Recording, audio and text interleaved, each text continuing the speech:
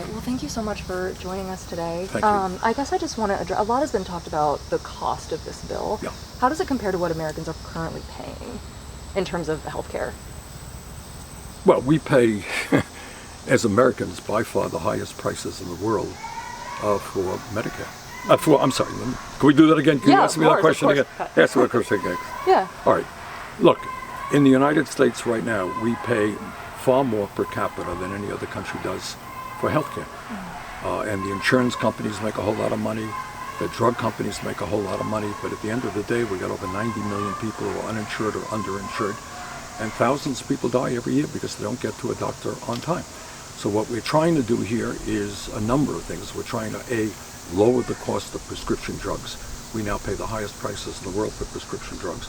And second of all, what we're trying to do is expand Medicare to cover dental care, eyeglasses, and hearing aids, something that many seniors desperately need but can't afford. So this is not, I'm not going to suggest to you this is the entire solution to the healthcare crisis. It's not. I happen to believe in Medicare for all, believing that every American should be entitled to healthcare as a human right, and that there's something wrong when we are the only major country on earth that doesn't do that.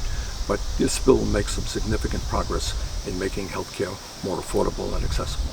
And here today are a lot of youth climate activists who recently met with legislators to try and get the climate emergency declared an emergency. Yeah. What do you say to those young people who showed up to you today, and what do you think they're looking for from Washington? Look, the young people understand something that I'm afraid many of my colleagues, Republican colleagues in Washington, don't. Guess what? Climate change is real.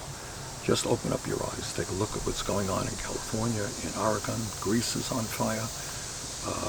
Italy had the hottest recorded day ever in European history. In Siberia, there's a fire where smoke is going thousands of miles. Climate change is real, and if we don't address it, it will only become worse. So what we do in this bill is we do spend hundreds of billions of dollars transforming our energy system away from fossil fuel to energy efficiency and sustainable energy. And by the way, when we do that, we create a whole lot of good paying jobs. And, keeping in mind with a lot of the young people who showed up for you today, here at Purdue University, a lot of people with student debt, right? Yes. How would this bill address student debt? Well, this bill doesn't go as far as I would like it to go. What this bill does do is make community colleges, 2-year community colleges, tuition free. It will significantly improve and expand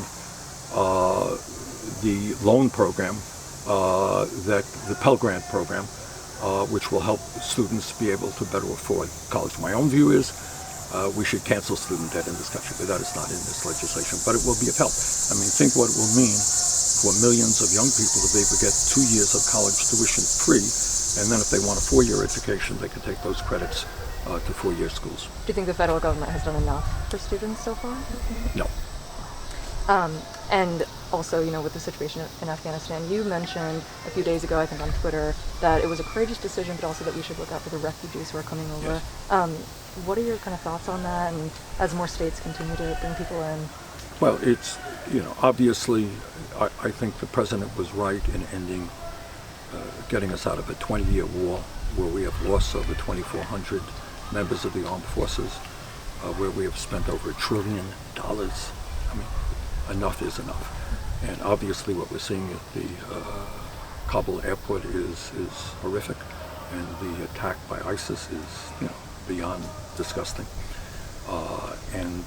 But we've got to right now get people out. Those Afghans who have helped us, and Americans were there as well, of course, and get them out as quickly as we can. We've gotten 80,000 out so far as I understand it. We need to get out everybody, all those who we should. And what do the next few weeks look for you as far as getting this bill passed and getting the Democrats on the same page? It's going to be a very busy couple of weeks.